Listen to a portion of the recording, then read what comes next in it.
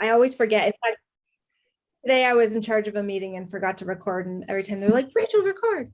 Um, so I basically had this sign over my head that was like, the doctor is in. I have no idea, but I was always the person that everyone came and spoke with and talked to. And in the groups that I worked with, I also became the default facilitator.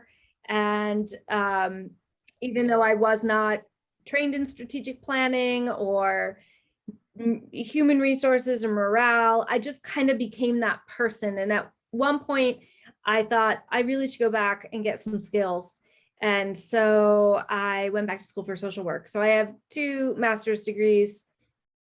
When I went back to school for social work, I never ever thought I'm going to be a social worker. It was, I wanted to work in organizations and help strengthen individuals and teams, really with the purpose that we could do our mission better and serve our clients better. And that was my overall goal.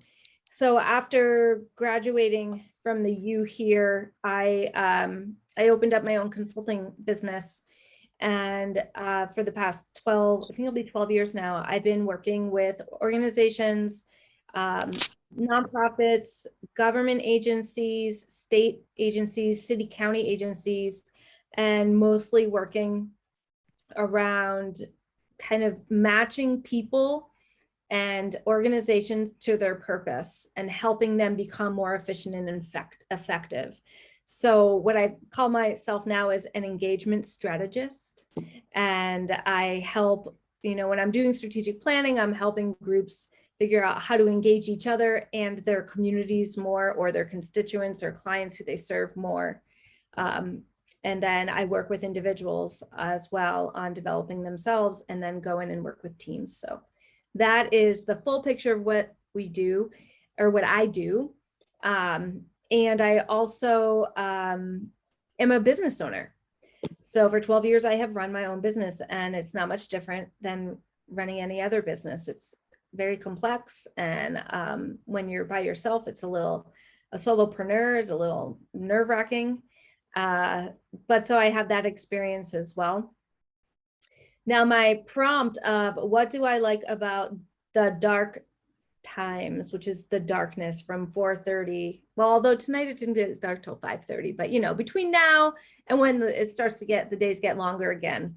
And so what I love is there's 2 things. 1, I can knit a lot, and 2, I really have, as I've gotten older, I really like going to bed early. And there's just something really nice about snuggling in, and it's so dark so early that you don't feel like, you're being a party pooper. So those are the 2 things that I love about the dark time. And so I'm going to go around and kind of just ask you all to introduce yourselves to everyone, and then answer the great question. And let's see, sometimes I do from whose hair is shortest to longest, but that is not going to work for me today. So I'm going to go backwards in alphabet. So, oh, Karen, that puts you. Hello, good to see everybody. My name is Karen DeBari. I live in Missoula, Montana, and I work for the National Forest Foundation as a convener and facilitator of collaborative groups. Let's see, what do I like about the dark? Well, I like kind of snuggling into, I have a hard time knitting in the summer. So Rachel, I can totally relate to it's knitting time, and snuggling in and reading more. And if it's clear out, not tonight in Missoula where it's pouring rain, but if it's clear out, then you can see the stars. So I like that.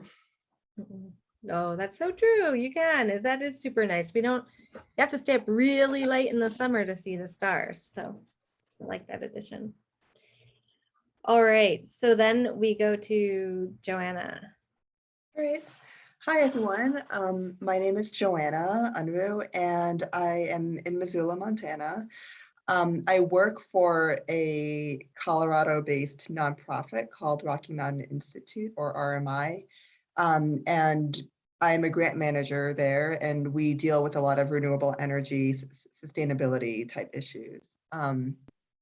I have primarily worked in nonprofits my entire life, sometimes in grants management and sometimes in libraries, because I have my master's in library science, although I've since drifted away from librarian work. I really love the darkness. I don't like the sun. I feel very strange. I don't like the feeling of the sun on my skin. And my family jokes about it a lot. So I love everything about the darkness because it feels much more comfortable to me. Oh, that's so fun. That is great. How long have you been working for RMI from Missoula? For about a year and a half now. My family moved to Missoula because my husband found a job here, and his family's here. He was born and raised in Missoula, and so I was just able to take my work remote, so I moved to. Oh, fantastic. Well, Yeah. welcome to the community. Thank you. So the next is Heidi. So Heidi, I don't know if, yeah, go for it. Yeah, me too. Hi, I'm Heidi. I went to University of Montana. I now live in Aspen, Colorado. I am currently disabled and unemployed. So I've a couple times played with the idea of being in business for myself. And I just saw this course and decided to sign up and try to take a little bit more initiative now that I need some creative ways to have a job. I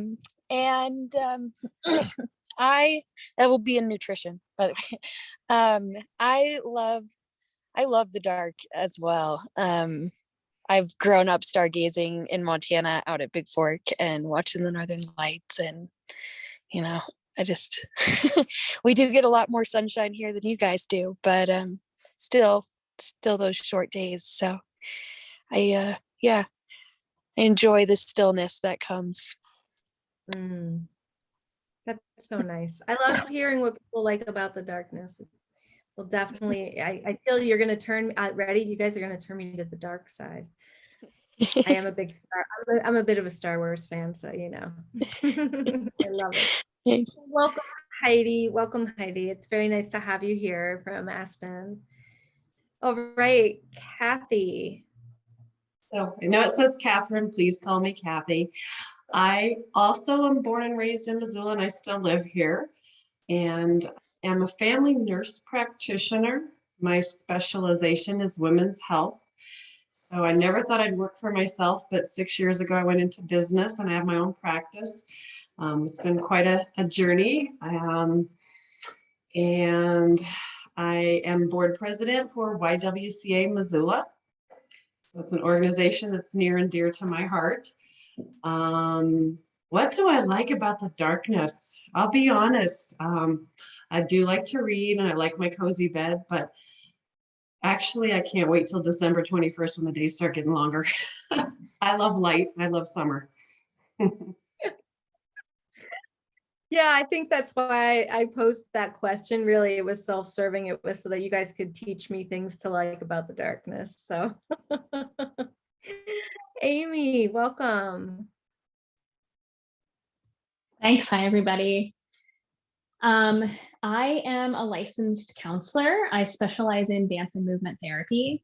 I was born in Missoula, but raised in Great Falls. I went to U of M for my undergrad in psychology, moved around a little bit, came back, lived in the Flathead for 5 years, moved back down right before the pandemic started, January of 2020. So I'm excited to finally be networking with people.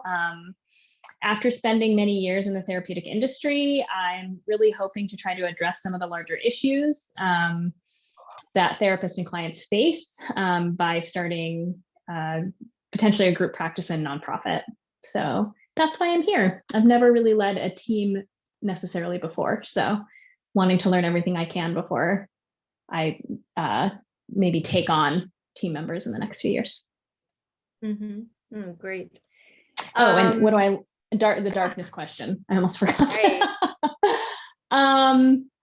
Well, immediately when you asked the question, I couldn't help but think of Carl Jung and shadow work. But I think really what I appreciate about the darkness is that it reminds me to be thankful for when it's sunny outside. And I also really love living where there's seasons. I spent a few years on the big island of Hawaii in between undergrad and grad school. And while, it was a tropical paradise, it was amazing. I definitely missed that cyclical kind of change of seasons that happens here. So. Yeah. Oh, nice. Well, wonderful. Well, welcome everyone. It's so nice to have you here tonight. So tonight, and the way I run the Learning Labs is I kind of review a little bit of questions that you have, or if you have any questions from the material that you read. I introduce some new material and some activities. Sometimes I have a guest speaker, which today's guest speaker couldn't come because tomorrow or today is his birthday. But I'm actually going to show a little bit of the video from last time because it just was so helpful. And a lot of people that were in the class last time really kept saying and speaking about what he talked about. So, and really what it was about was how do you lead with empathy? And how do you use empathy to motivate yourself and to motivate others and to stay resilient? So I'm just going to show a little bit of that as well. So that's kind of the process that I kind of walk us through during this time. So at first I'd love to hear a little bit from you how the coursework is going and if you have any questions.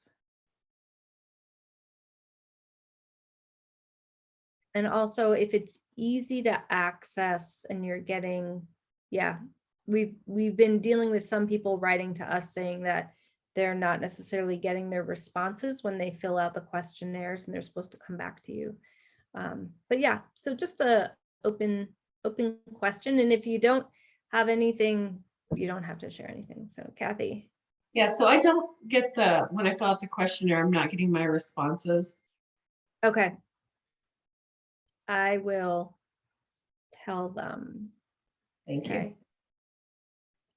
And how's the material? Is it working? Yeah, Karen. Well, I'll admit that I'm behind because we just had our board meeting and that was all consuming, but I did print out some of the articles, the reading, and I like to have, I guess one thing that maybe because of my age, I'm in my mid-50s, that I grew up like with a notebook with material in it. And so when it's all virtual, I'm like, well, what if I want to look at something again? So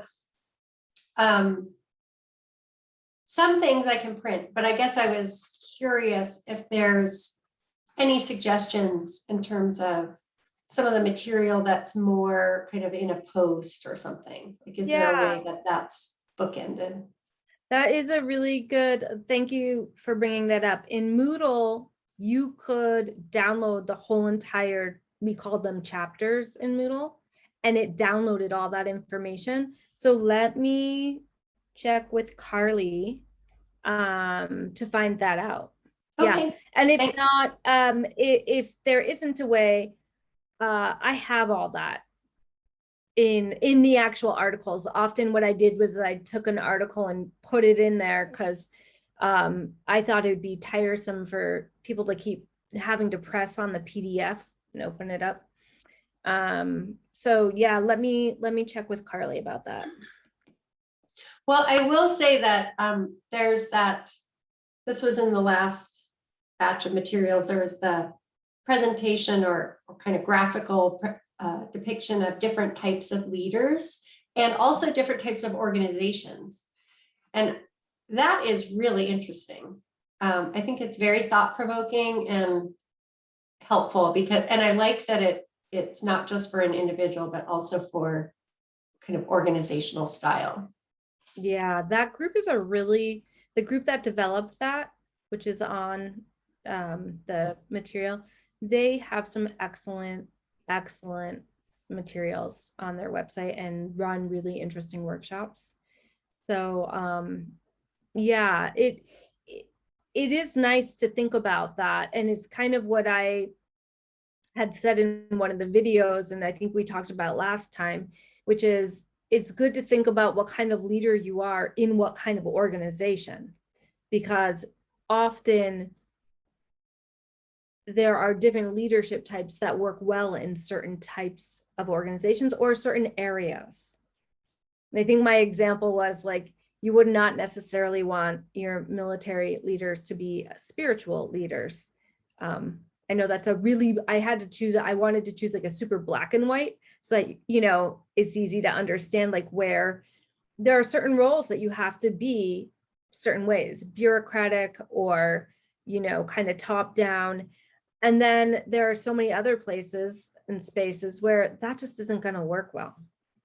It just doesn't function well. We do not, the majority of us do not respond well to that kind of language, just rote following things type of stuff.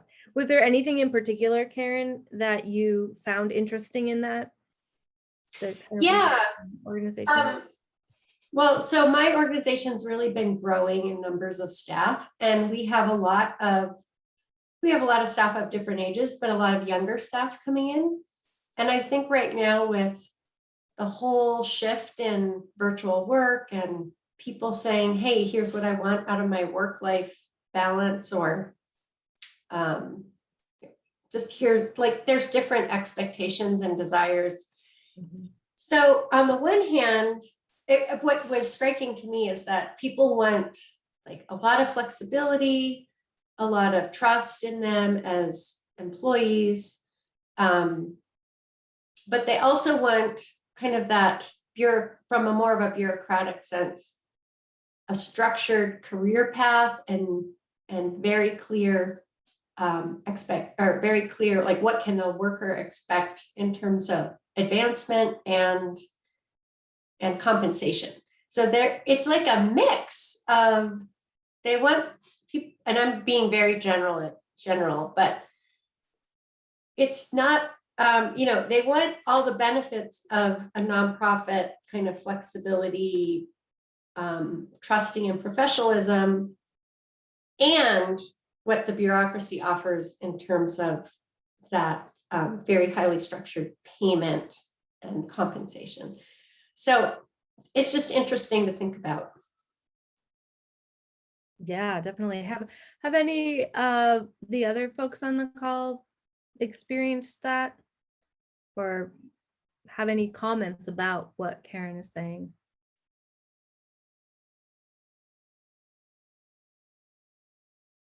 Yeah, I'd have to say that, Karen, I have noticed that as well with working with organizations, and it's definitely, there's a lot of talk about how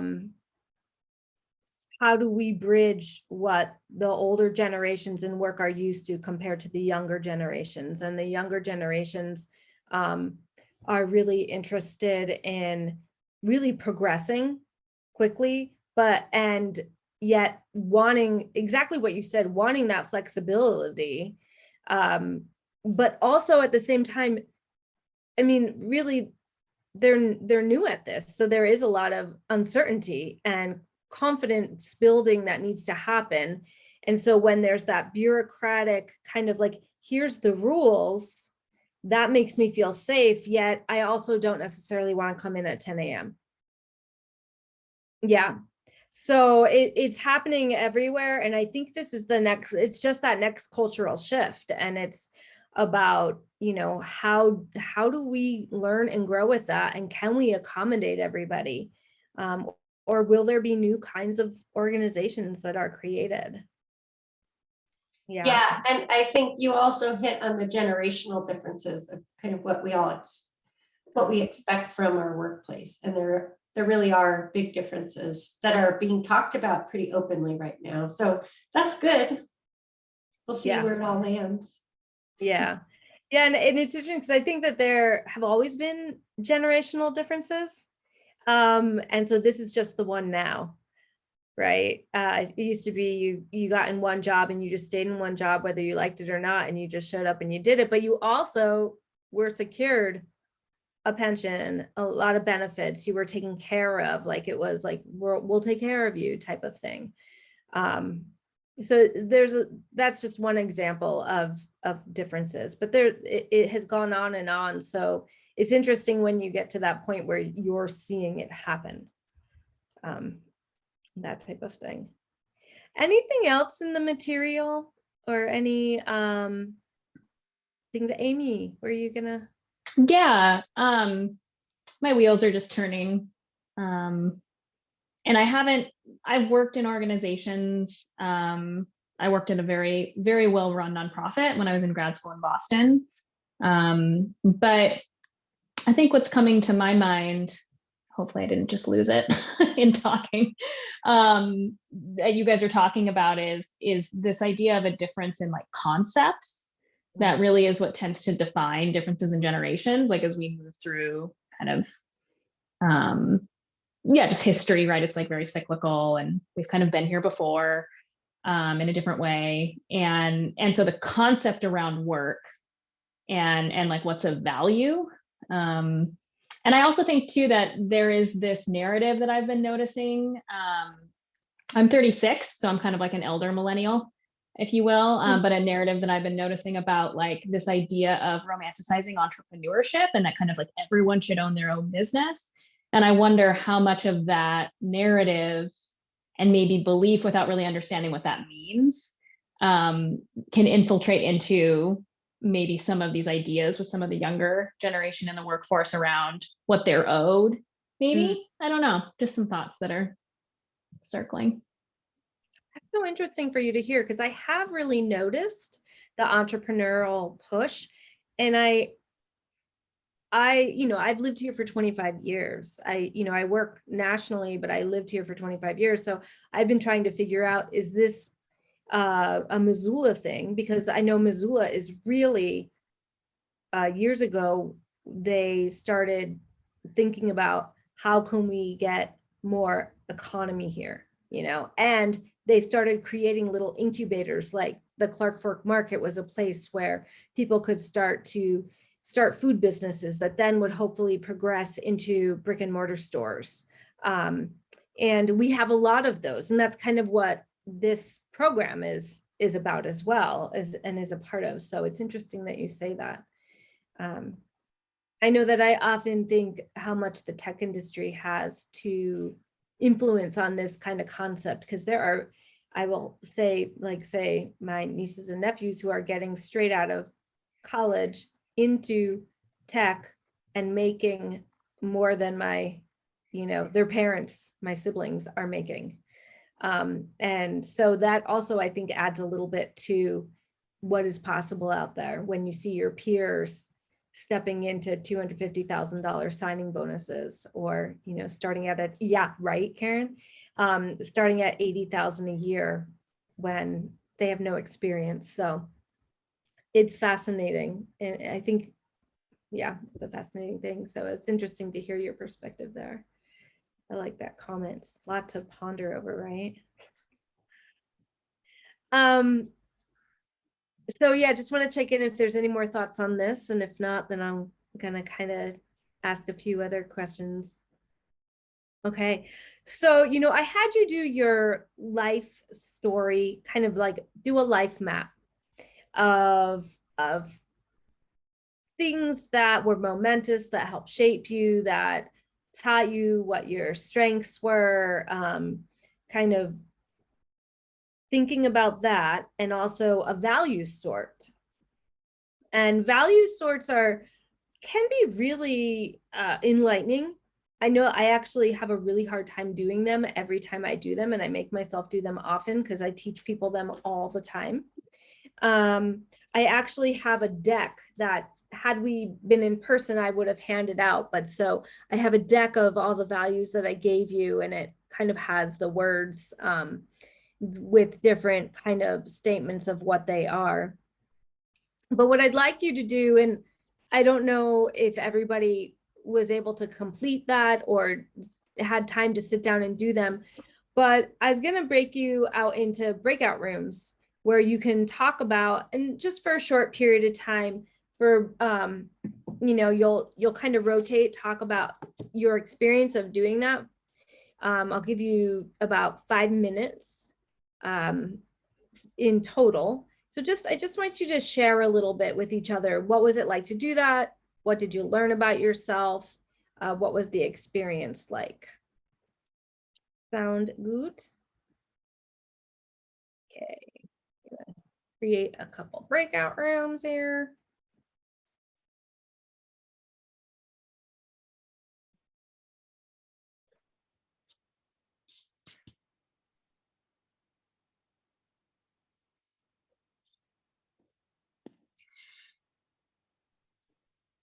Okay.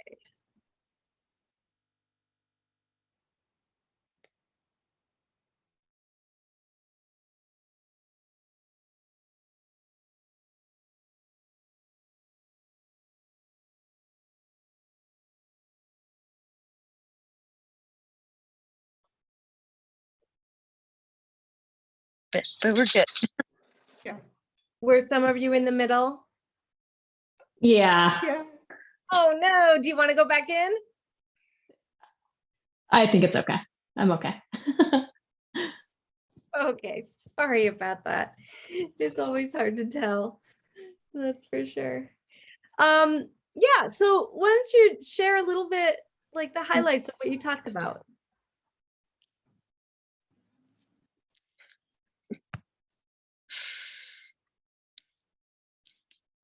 Well, I will say, as I was sharing with Amy, that I did that module last week before last week's class, so it's not as crisp in my mind. I do remember, the value sorting and the life map, but I actually did the empathy stuff for today, so it's not quite as fresh. And Amy was just getting to a really good part of her life map that we got cut off on. Oh no, Yeah. Amy, it's cliffhanger. What was happening in your life map? Oh, I just thought that the questions after the life map were really interesting, and there were a couple that really stood out to me, specifically around like challenges I didn't take. That question really was thought provoking for me, because as a therapist, like I walk people through this stuff all the time, and so yeah, that's not a question you get a ton, and it really caused me to pause. And I think even like the very last question, I like couldn't answer. I just like needed more time to think about challenges that I haven't met yet. So yeah, super interesting. It reminded me a lot too of I got diagnosed with ADHD later in life, and so looking back, a lot of the things that I abandoned or walked away from were less about lack of like being lazy or whatever, and I think more about that like neurodivergence that I wasn't aware of. So that was interesting too. Yeah, that is interesting. Yeah, and I think that's why it's interesting to do the life map at different times in your life, because also you learn new things about yourself. You have different things that happen, different memories come up, which as you age, it's almost like you have access to different memories, or they take different perspective or meaning. And so I love that life story activity, because different things stand out for you. Yeah. How about the other group? Anything that you'd want to share? Sort of I, similar. Oh, Oh yeah, go ahead. sorry. Oh no. No, you got cut off before, so you go. I was just going to say that I had a similar reaction as Amy with the challenges not taken, which then also tied into my values. So I was saying to my group that I felt like a lot of my values centered on my life outside of my work. And so I feel guilty and sort of like a fraud almost, because I feel like the work just doesn't matter as much, but I have to do it and I want to be good at it, but all these other things matter more to me. And so going back to like the challenges not taken, like for example, one of the things that was like a pretty big like fork in my life was after graduating from college. I had studied history of art in college, so that related to my value of beauty. So I studied art history. I was thinking about going to grad school for art history, and I was in a relationship at the time. And my partner was like, I don't like, I think that if you go abroad to grad school, like we will break up. And so I didn't go to grad school. And so that was just like something that I'd forgotten about. And that like just then further plays into this idea of like the things that I value outside of work, like relationships and love and beauty and caring, like all these things like matter more than the direction that my career could take me. Yeah, it's interesting because there's a couple ways to look at values, which is one is, you know, as some of the videos shared, is it's about how do you approach life. So, and the lens that, like, how do you show up for it, right? And so whether or not, like, say relationships are more important in your life or art or beauty, can you, and this is where you live up to your values when you are at work, when you are doing things, can you approach it where relationships are important? Can you approach it where you still can see the beauty or bring beauty into it? And it might not be as easy, right, as it is. Like if I were to follow you around with a video camera, like I could say, oh my goodness, I am watching Joanna live her values to the fullest when she is with her family or when she is with her friends, because I can see that relationship building. And I can see her living her values with relationships at work.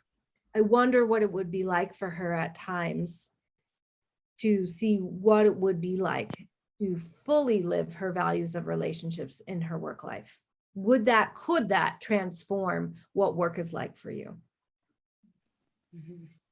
So it's, you know, that value sort, we could spend, and I have spent with people 2 hours, not them choosing the values, but then us talking about how do you live those values? What do they look like?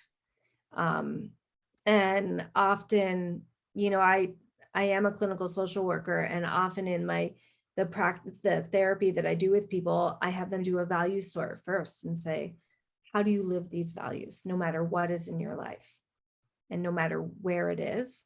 So I love what you're saying, because it doesn't mean that work isn't important. It's just there are some places where it's easier for you to live your values. Because we do care about our work and we do care about our lives. And yeah, I mean, I honestly, I could retire tomorrow because most of my values are not necessarily in the paycheck realm. You know, so I think that's a bit of what you're saying. Yeah, your values aren't necessarily in the paycheck realm, and yet this is what we need to do. So in order to create a fully lived experience, and this does go into this concept of authentic leadership, and I honestly, I think of leadership as leading thyself, not necessarily you have a position that says you are a leader. And it's like, how can I truly live myself? Like live my values no matter what I'm doing, and how do I show up like that? I really love that you brought, you know, noticed that. I think it's really important. It's really interesting. Heidi, were you going to say something before? There was a Oh, I was well, I was saying that I didn't actually get to doing this for this class, but I've done it in therapy settings and whatnot, like in the last couple weeks. I'm just kind of getting into it now. My life, it was kind of crazy hectic for the last month. So but I've been working on trying to bring some of those things in, and that's kind of what's getting me to where I am right now, of taking this class and trying to push through the hard, icky parts of figuring out how to write my own course. and whatnot. I'm good at a lot of different things. um, but yeah, working on those other sections and the parts that I'm not so great at and getting better at those. I do have a pretty strong passion for teaching and helping people. That's pretty high on my list. Service, community type things, that's definitely up there in my values and things that I try to keep in my life. So it does fit very well for me to do what I'm attempting to do. It's Mhm. just hoping to get, the extra push I need here. Nice. So Good. So I'm gonna have us shift into, and so Catherine, you're gonna be so prepared for this, the empathy component. So I'm gonna share my screen and do a little. Okay. Okay, where is it? Stop share. Hold on one second. I had a dual screen open and I think it's kind of messing with.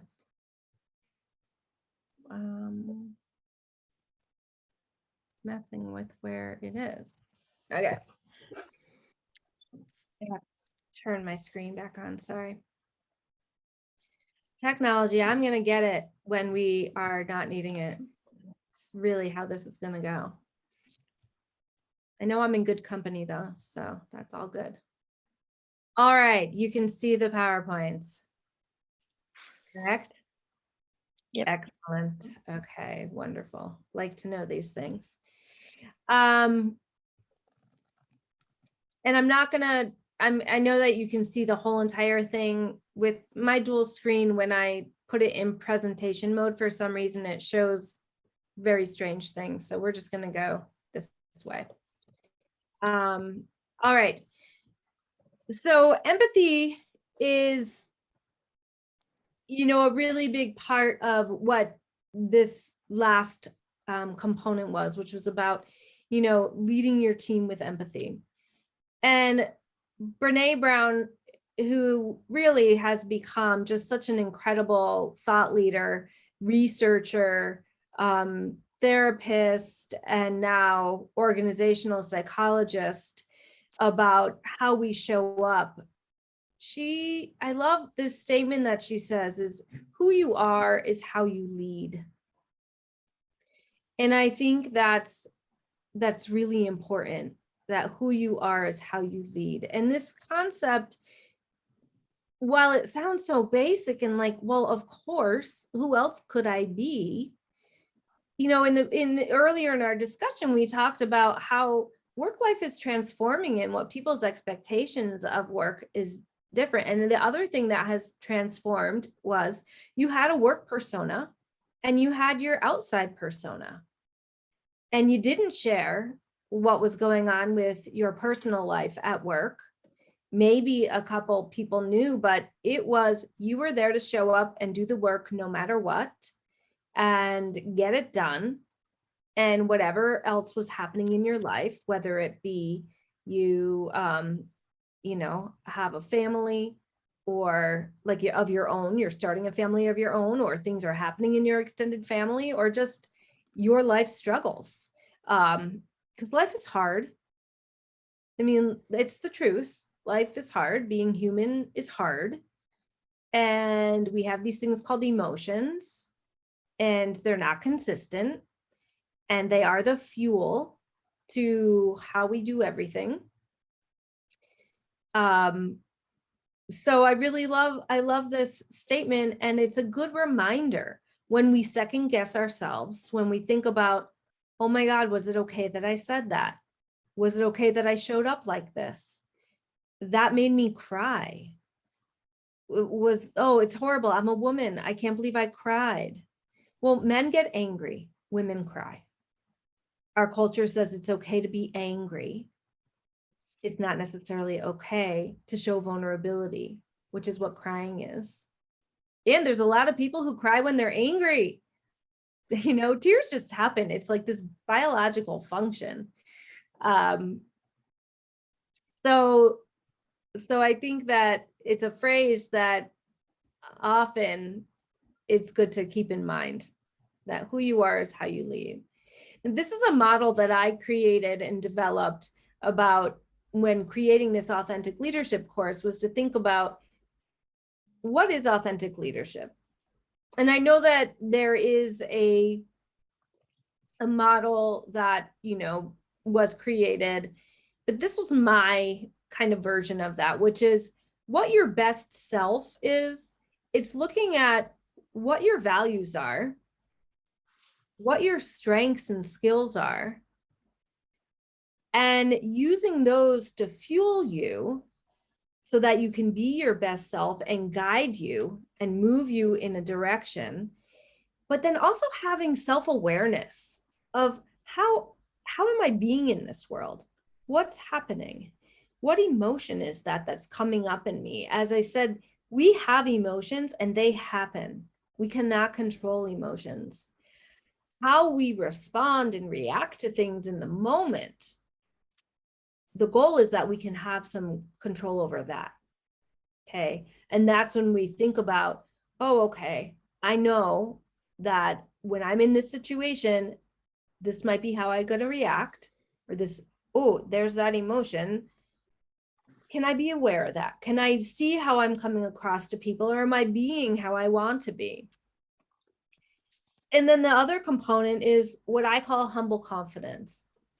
So humble confidence is being confident in yourself and knowing what you're good at, knowing what you can do, but actually being humble about it. And the humility part is that you're not making other people feel badly so that you can help them grow, because there could be someone else that knows more than you, and then you're in their shoes.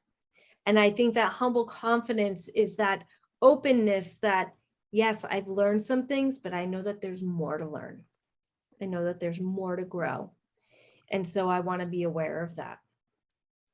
So this is kind of the model that I created at.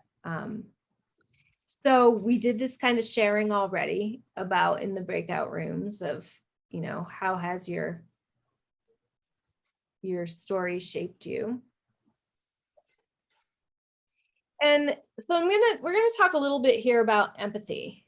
And I know that empathy, when I've asked people in the past, what is it like to be empathic or empathetic to people? There's often an idea, and people feel this more with compassion. And we're going to talk about, when we get into mentoring your best team, we're going to, in this learning lab, talk about what I call compassionate accountability. And but here, empathy, it's about seeing the world as somebody else sees it and understanding another person's feelings. It's a time where we get to suspend judgment and try to be with them there. And I think the reason that this is really important as we become a leader or work in our own businesses, and, you know, as a solopreneur, I don't necessarily have a team to mentor. My team is actually often the colleagues that I work with, the people that I hire sometimes to work with me or for me. And then also every client that I have is my team member. So it's different than when you have, like, say, in an organization, you're in a team or in a business that carries with you. But this component of empathy, it's important because it's a time to be able to sit back and listen and think about, what is it like to be that person? What are they going through? Can I just hold the space for them by being there? And what this takes is the ability to really listen, and to really listen in a way where you're not problem solving, you're not judging, and you're listening to reflect back what that other person is saying or doing or thinking or feeling, so that then they can take a moment to say, is that what I really meant? Or is that how I really see it? Or, yeah, I feel really heard. I feel really seen. And that component of empathy and, active listening actually can help people solve problems themselves way more. And often we don't want someone else to solve the problem for us. We actually want to figure it out ourselves. And when we do figure it out ourselves, we know that it's something that we're going to usually stick to. Okay.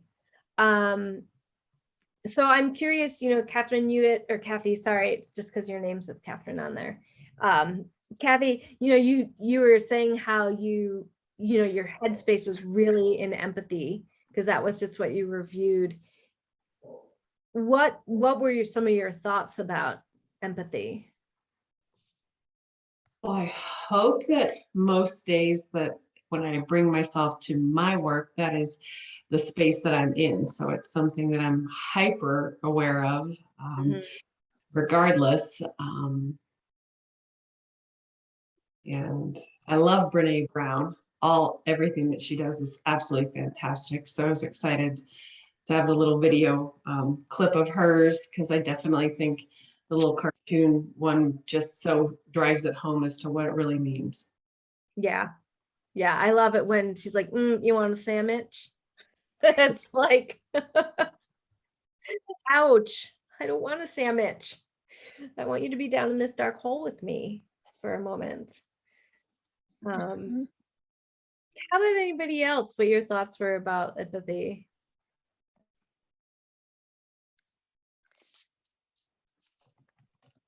I also love Brene Brown, and I'm reading Rising Strong right now, actually. But I usually think of her stuff too when I venture into that realm, and even filling out like the intro survey thing. I was like, I feel like I'm just quoting Brene Brown for these answers. How do you think about it? So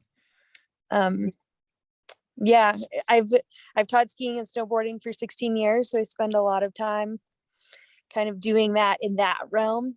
Yeah,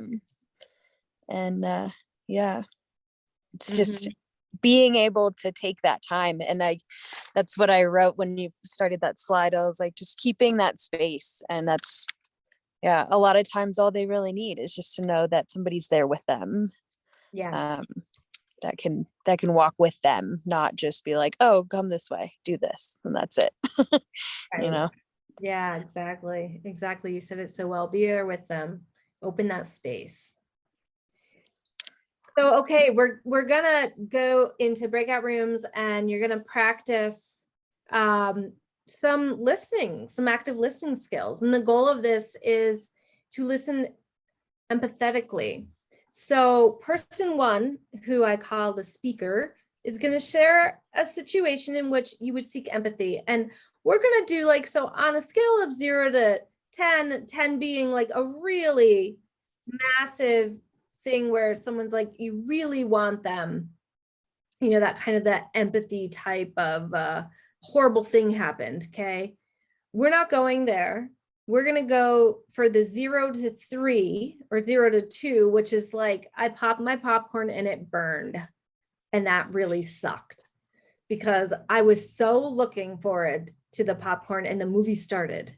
Okay. So we're going like really small potatoes here on the empathy, on like a story that you're going to tell. We're not going to go into anything too vulnerable. So you're going to share your story. The listener, you're just going to listen. You're not even going to respond. You can nod, you can give facial expressions. You cannot ask for clarification. You're just seeing what it is like to listen. And the person that is speaking, the goal is to just see what is it like to really be able to tell your story, okay, to really be heard. Now, then we're going to switch. Where then you switch and it's the same thing that you switch and the speaker then shares a story. And again, this next time you respond. This time, the other person who is listening, you actually do get to respond this time by reflecting what you heard your partner say. So I want you to reflect back a feeling content. Okay, so the first person who speaks, you're just sharing. Person two is just listening. Then person two is going to share a story, and person one is going to practice reflecting something back. Okay, so it's not total even potatoes here. Do you guys understand the task here? Okay. Okay, so I'm going to stop sharing screen. I am going to put you into breakout rooms, and it looks like we lost Amy. I'm assuming it could be okay, so I have to move someone to, okay, hold on. Move room one. Okay, ready, guys? So you're gonna have, and I'll send you guys little prompts, okay? So you're going to have about 8 minutes to do this. So 4 minutes per person, and that might feel really long in this instance. So I will pop into the room to check and see how you guys are going.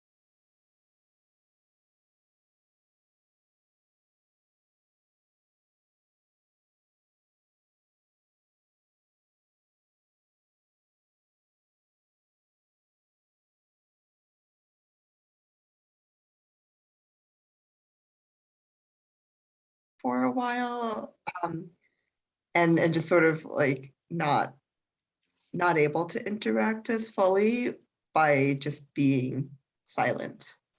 Yeah. What did it feel like, Karen, to be heard or to have someone just listen? Well, I think when we did start talking, it was more validating than just the listening. Though I think in this day, it's wonderful just to have the floor and not be interrupted, which I don't think. Anyway, so that's nice, but it was nicer to have it be an exchange. Yeah, yeah. Part of the exercise is to see what it's like to not already be preparing or wondering, but like, what is it like to just sit and listen and to know that that is doing something? And also that self-awareness of, where do I go? Where does my mind go? So often we don't just stop at that, right? We do progress the conversation on to be more like, Joanna, you're saying like, I normally like to ask questions, which is great. And Karen is saying it's validating when somebody does ask questions, because also that makes me feel good that they're interested in what I'm saying. I do this exercise in a longer workshop where for a long, we practice just listening and not responding, and just seeing what that's like, mostly to start to see what's our natural, where do we go to, where do we go into. Catherine and Heidi, I'm curious, Kathy and Heidi, I'm curious about you guys. So again, just being the one to listen, it is hard. My mind is, what would I say if I could say something? And just to sit with this, because, but people do love just to be heard. They truly do. Yeah. And it's fine to call me Catherine. It's a beautiful name. That's written right there for me. It was nice at the beginning, but like they were kind of short, but it was kind of like after, I don't know, it felt like a really long time when nobody responds at all, and not even the like, oh yeah, or like, just kind of the chiming in along the way, agreements or whatever. So it kind of started to feel a little awkward to just be the only one talking, and not get any response. So I don't know, it kind of like lets you know that they're listening when they're at least like agreeing along with you, even if they're not like, they're not quite interrupting you for questions or things like that, but they're letting you know verbally that they're paying attention. So kind of the middle and the middle ground there. Yeah. And I think that is like kind of the head nods and the things can play into there. So I have this little acronym that I use for what listening is. So listening is definitely looking like visually with someone, inquiring, questioning, and then summarizing what somebody said. Often it's helpful to take notes and write down when someone is talking, what the thoughts are going on in your head, what all the questions would be, so that you really can be present for them and kind of set them apart. Encouraging someone to continue, and that can be by asking questions that go deeper into their experience, not where you take the experience. Okay, so that would be by using the information that they're giving you. And then kind of the end of the neutralize is to really not have a judgment on what it is that they're saying. Okay, so reflecting emotion back, if they're sharing something with you and say and use the words, it was very difficult when my popcorn came out all black, because I had been waiting for this moment all day long to sit down, enjoy my hot buttered popcorn, and just watch a movie. And it was as if something stacked on top again, And so instead of saying, oh, that is so horrible, like, how could you not watch your popcorn? Like, if you were waiting for it all day, why wouldn't you be standing there and instead you let it get burnt? Okay, that's, a judgment, not necessarily a neutral of, that really sucked. I bet that really sucked for you. You worked really hard today and you were really looking forward to that. So that's kind of the neutralize, which is to not put in that kind of judgment of the situation with the popcorn. So this is kind of a little acronym that I like to use with organizations when you're thinking about sitting down and talking with people, when they're sharing about what's happening with them on a project, what's happening for the team, what an interaction was like for them, that type of thing. And I absolutely love this quote that Mark Twain, or at least it's been attributed to Mark Twain. If we were supposed to talk more than we listen, then we would have 2 tongues and 1 ear.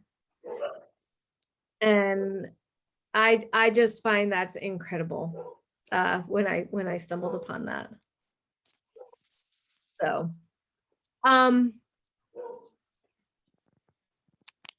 let's see. I'm not so sure. We only have about 10 minutes left, and I really like to respect our time here. And so I'm not really sure that I will have time to show the entire Mike Frost video by any means, but I'd like to show at least about 5 minutes of it, if that's okay. Because what he really talks about, I had him on, and what he talks about is what's it like to be an empathic supervisor. And so he was actually my supervisor for 5 years at the Curry Health Center. I worked at the counseling and psychological services there when I did my practicum there. And then I continued on because I had never had such an incredible boss, like ever.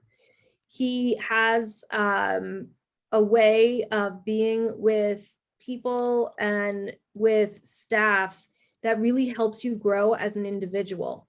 And I couldn't leave him because I had never felt such confidence before in a work environment.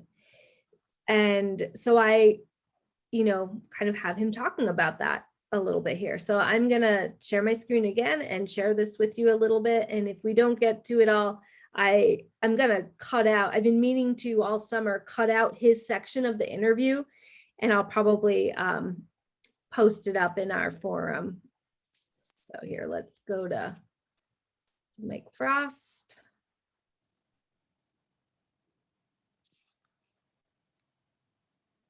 Nice to meet you. Looks like I also just dropped right in on a segment you're talking about listening skills and active listening. And so that was my job. I'm retired now, just retired, but back in January. But I was a counselor. And so that's a big part of what I suppose my leadership style came about by a lot of that influence of what it means to be a counselor. Which I think is part of this segment that you're talking about. I worked over at the university in counseling and then also in addictions. That's where Rachel and I worked together for several years. Later as the counseling director in the Curry Health Center. So in some administrative leadership roles. So anyway, that's a little bit about me. Not sure what else Rachel is. Yeah, no, that's great. And so I have some questions for Mike, but I would love for all of you to jump in too and ask your questions of Mike. The staff that Mike supervised directly when I first started working there, it was he and I, but we also had a tremendous amount of interns who were graduate students and some undergraduates. So the supervision, I think I had counted at one point, we had 60 interns because we were running sessions all the time. And then when Mike became the director of CAPS, I think that you became the supervisor of probably 10 or 12 people. Mm-hmm. Yeah. Is that right, Mike? Yeah, depends. We had lots of folks, but sometimes up to 15 or 20 with a lot of temp hires. So yeah, lots of people. Lots of people. And so I'm curious, Mike, how did you develop your style as a kind of leader and supervisor? Yeah, when I was just a brand new teenager, somebody had recognized that I had perhaps some leadership qualities. And they asked me to go to a leadership workshop. And so, this is kind of weird because she asked me to think about this. And it's like, we did this really one of those goofy icebreakers where it's like, pick an animal that you identify with and share who that animal is, right? So I didn't know what I picked. But what I remember is the guy, John was his name, who was leading the workshop, said that he identified with being a goose. And it's like, well, what in the world? That's kind of an interesting one. So yeah, the geese, when they fly in the V, and they always take turns being the leader up there. You can only work for so hard, and then you kind of go to the back and you catch the other people's air waves, so that you can not work so hard. And together they get where they need to go. And that always stuck with me, that was so much about what leadership was about. also a part of what they were doing at that early age was asking you to just be a leader. And that became kind of a slogan for me back when I was a teenager.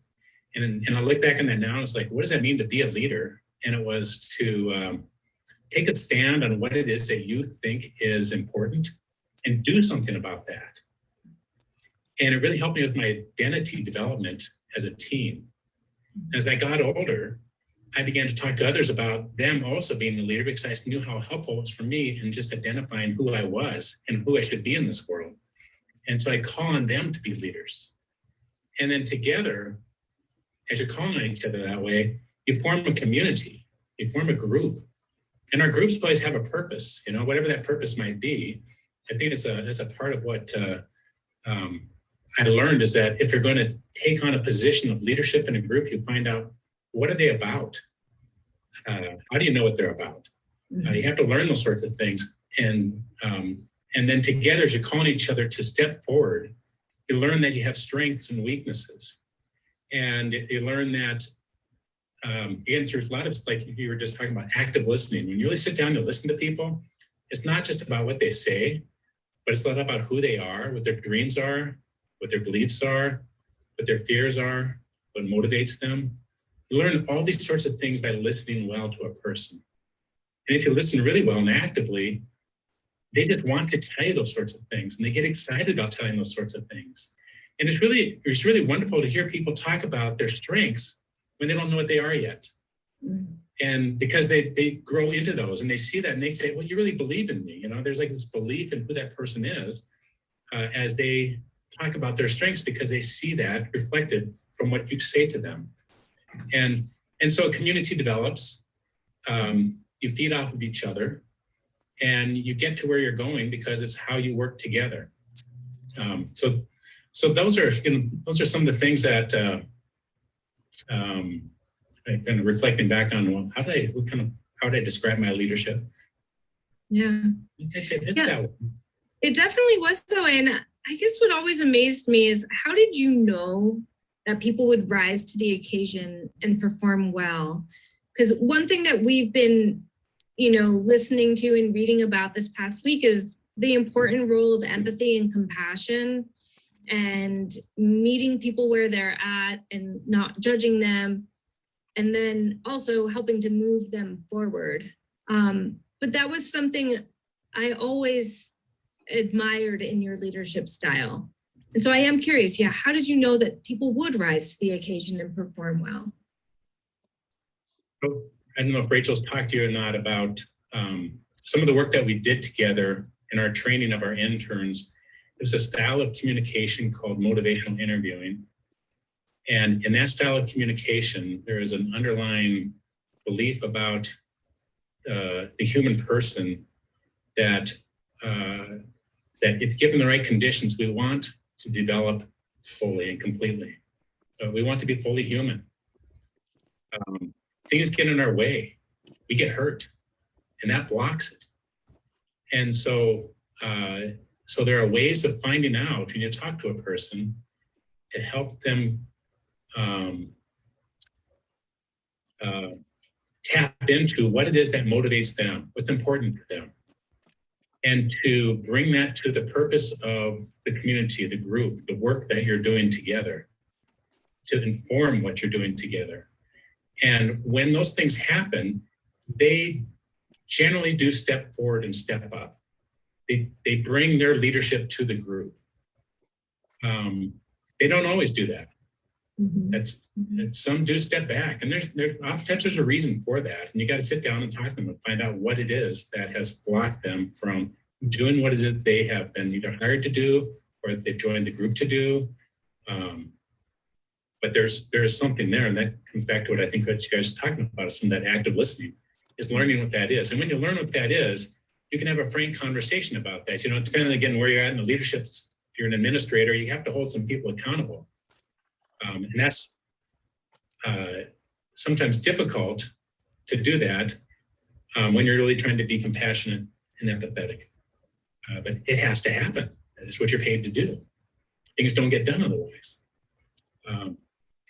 So I don't know if I'm answering your. All right, I know that it's going over and I don't want to do that. It was just, that was the juicy part.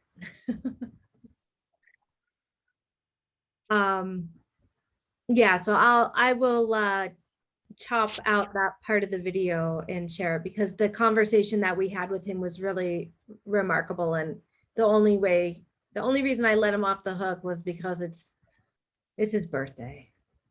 It's his birthday, so you know. Well, thank you so much for joining tonight. Next week, I am going to have a guest speaker. And the woman that's speaking, she's a consultant in Canada, actually. And she's going to be talking about her resiliency packages. I think she calls it the Thrive Principles. But she also does a lot of work with teams and recently just wrote a book on how to manage teams in the hybrid environment.